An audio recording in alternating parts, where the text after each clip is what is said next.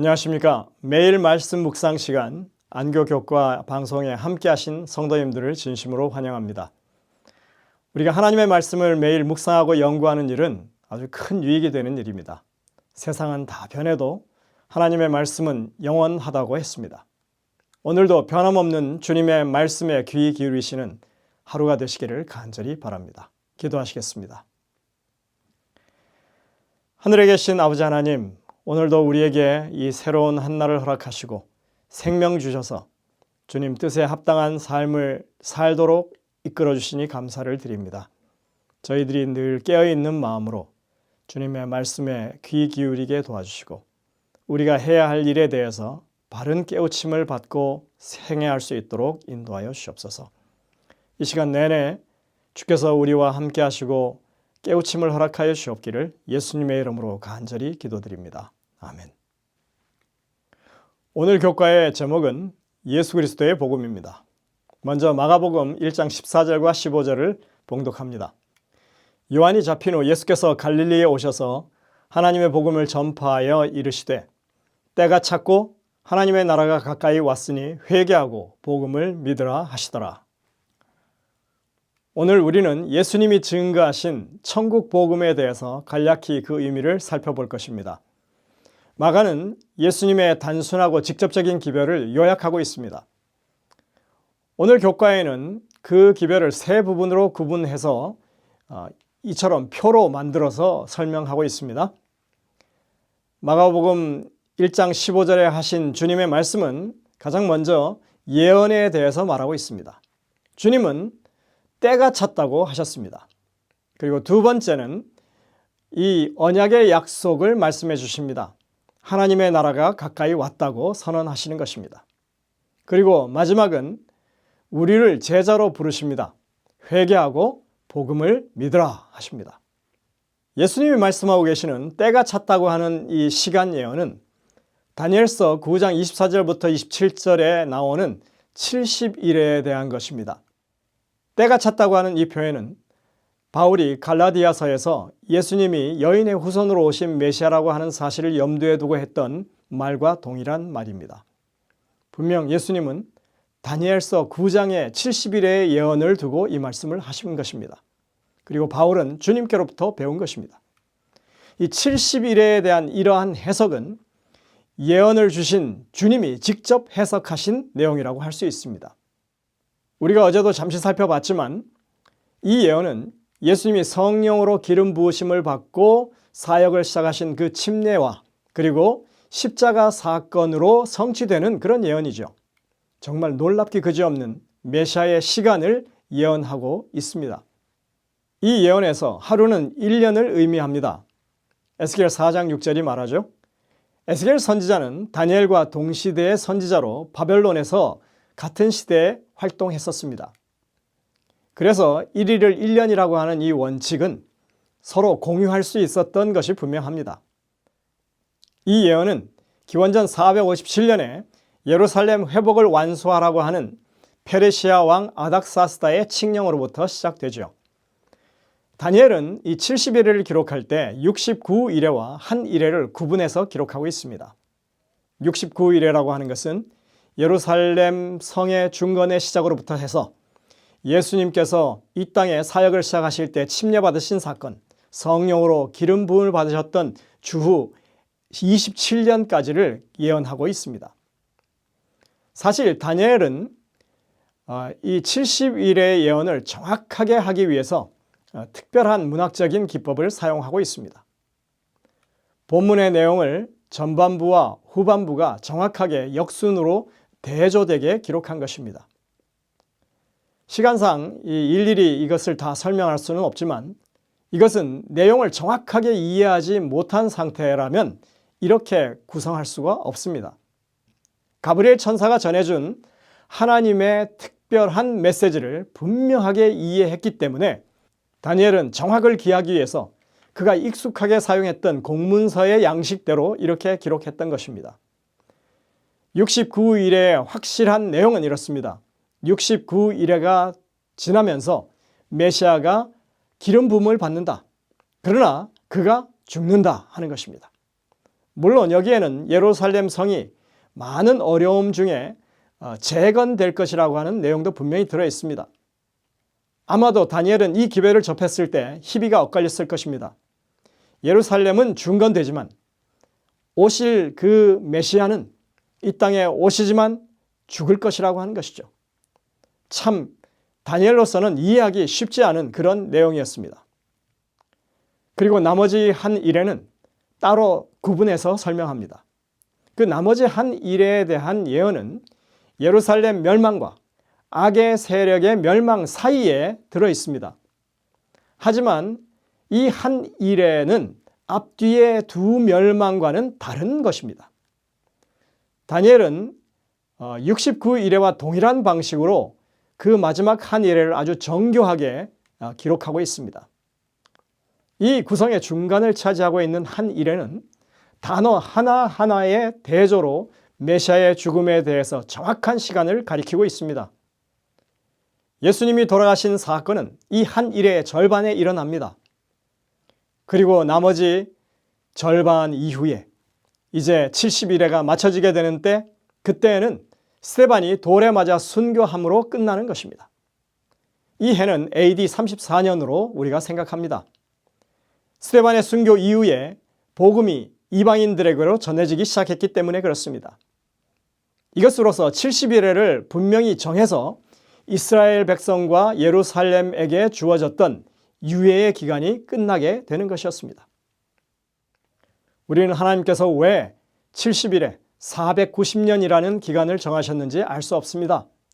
그러나 그것은 다니엘서의 예언이 보여주듯이 너무나도 치밀하고 정확하게 계획된 하나님의 시간표를 따르는 것이라는 점은 분명히 알 수 있습니다. 다니엘의 입장에서 보자면 정말 우울한 예언입니다. 회복한 예루살렘은 결국은 다 파멸해 버릴 것이고 언약의 메시아도 결국 이 땅에 와서는 끊어져 없어진다고 하는 이런 예언을 그가 어떻게 달갑게 받아들일 수 있었겠습니까? 하지만 하나님께서 가브리엘을 통해서 기별을 전하실 때 사실 아주 분명하게 이 메시아의 죽음이 어떤 의미를 가지는 것인지 미리 설명해 두셨다고 하는 사실입니다. 우리는 70일의 예언을 이해할 때 시간 예언을 주로 살펴보지만 사실 그때 전해졌던 이 의미를 분명하게 살펴보는 것이 필요한 것입니다. 하나님께서는 70일의 타임라인을 보여주기 이전에 70일의 의미가 무엇인지 먼저 설명해 주십니다. 다니엘 9장 24절입니다. 허물이 그치며 죄가 끝나며 죄악이 용서되며 영원한 의가 드러나며 환상과 예언이 응하며 또 지극히 거룩한 이가 기름 부음을 받으리라. 여러분들 다니엘이 누굽니까? 그는 이 문장을 구성할 때 단순한 표현을 쓰지 않았습니다. 문학적으로도 아주 정교하게 구성을 하고 있는 것입니다. 여러분들 이 구성을 한번 보시기 바랍니다. 앞에 3절과 뒤에 3절은 사실은 같은 내용을 3번씩 반복하고 있는 것입니다. 수사학적인 용어로 삼어일상이라고 합니다. 3개의 말이 하나의 뜻을 가진다는 것이죠. 여기 허물, 죄, 죄악은 인간이 저지를 수 있는 모든 죄악을 다 포함하는 그런 말입니다. 의도적인 죄, 그리고 자기중심적인 죄, 일반적인 모든 죄, 이 3 단어 안에 모두 다 포함되어 있습니다. 사람이 어떤 죄를 짓던 간에 하나님께서 그 모든 죄를 없이 하시고 용서하신다는 그런 말입니다. 그것이 십자가에서 이루어진 일이라는 것이죠. 십자가 사건은 인류 역사에 있어서 정말 엄청나고 대단한 하나님의 구원 사역이라고 하는 것을 보여주고 있는 것입니다. 그리고 십자가 사건을 통해서 죄인을 구원하시는 하나님의 의가 드러난다고 합니다. 구속의 경륜을 계시하고 알리는 모든 예언과 환상이 성취된다고 합니다. 그리고 이 땅에 그리스도로 오신 이가 하늘 성소에서 완전한 성소 사역을 시작하는 길이 열리게 된다고 말하고 있습니다. 그러니까 이 메시아의 죽음은 결코 우울한 메시지가 아닌 것입니다. 메시아의 죽으심으로 온 인류에게 구원의 길이 열리는 것입니다. 이제껏 하나님께서 진행해 오신 모든 구속의 경륜이 이 사건으로 말미암아 실제로 성취되는 놀라운 우주적인 사건이라고 하는 것을 말씀하고 있는 것입니다. 따라서 예수님이 하신 때가 참여라고 하는 그 한마디는 다니엘 9장에 나와 있는 70일의 예언의 모든 내용을 함축하고 있는 그런 말씀이 되는 것입니다.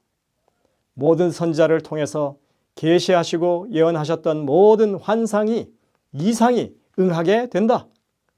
이제껏 약속하고 진행해 오시던 하나님의 나라가 주님이 이 땅에 발을 디디심으로 실제적으로 이제 통치를 시작하시게 되었다. 이 땅의 창조주, 약속된 구세주 그분이 오셨다. 그분이 친히 통치하시는 나라가 열렸다. 여호와 하나님의 친정이 시작되었다. 비록 인정해주는 사람 하나 없었지만 주님은 외로이 자신이 이루실 사명을 지금 부르짖고 그 사역을 시작하고 계신 것입니다. 영감의 교훈에 보면 아닥사스다 롱기마누스의 조서에 의하여 성취된 예루살렘 재건령은 기원전 457년 가을에 내렸다. 이때부터 483년은 서기 27년에 해당된다. 예언에 따라 이때 기름 부음을 받은 자 메시아가 나타나야 했다. 서기 27년에 예수께서는 당신의 침례로 성령의 기름 부음을 받으시고 그 후에 곧 당신의 봉사를 시작하셨다. 선지자왕 698쪽입니다. 여러분, 복음했을 때 그냥 듣기 좋은 소식이라고 생각하면 오산입니다. 그 복음이 오늘날 우리에게 복음이 되기까지 하나님의 계획하심이 어떠했는지 우리가 알지 못한다면 그 복음이야말로 값싼 은혜로 우리에게 다가올 것입니다. 우리에게 거저 주어진 은혜일지라도 하나님께서는 무한한 지혜와 성실하심을 가지시고 인내로 이끌어 오늘 우리에게 그 복음이 당도했다고 하는 사실을 우리가 알아야만 하는 것입니다. 우리는 요한복음 1장에서 참으로 정말 당황스러운 그런 표현을 접합니다. 그가 세상에 계셨으며 세상은 그로 말미암아 지은 바 되었으되 세상이 그를 알지 못하였고 자기 땅에 오매 자기 백성이 영접하지 아니하였으나, 만일 그 당시 유대인들이 하나님의 예언의 말씀을 바르게 이해했더라면, 그분의 선지자들이 기록해 놓았던 그 의미를 잘 보존하고 전수했더라면 이런 일이 일어났을까요? 물론 수백 년 후에 일어날 일을 당대에 적용하기란 쉽지 않았을 것입니다. 어떤 예언은 지나간 후에 그것을 깨닫게 됩니다. 그렇다 할지라도 70일의 예언의 가르침, 가장 핵심적인 그런 부분, 이 땅에 메시아가 올 것이고 그분이 죽으실 거라고 하는 것, 그로 말미암아 구원의 성취가 분명하게 보여질 거라고 하는 것을 이해하기만 했었어도 그들은 그렇게 실패하지 않았을 것입니다. 하지만 그러한 것을 이해한 사람들이 너무나 소수였다고 하는 것이 참으로 안타까운 현실입니다. 그래서 주님이 오늘 하시는 말씀, 회개하고 복음을 믿으라고 하는 그 말씀이 더욱더 우리에게 다가오는 것입니다. 너희는 너희 하나님 여호와를 신뢰하라. 그리하면 견고히 서리라. 그 선지자를 신뢰하라. 그리하면 형통하리라. 함께 기도하시겠습니다. 하늘에 계신 아버지 하나님, 예언의 말씀을 더 깊이 연구하고 밝히 이해하는 것이 주님의 오심을 준비하는 길임을 우리가 깨닫게 하여 주시옵소서. 그래서 오늘날 이 마지막 시대에 더욱더 예언의 말씀을 가까이 하고 그것을 깊이 새기는 저희 모두가 될 수 있도록 인도하시고 주님 맞을 준비에 만전을 기하는 저희 모두가 되게 이끌어 주시옵기를 예수님의 이름으로 간절히 기도드립니다. 아멘.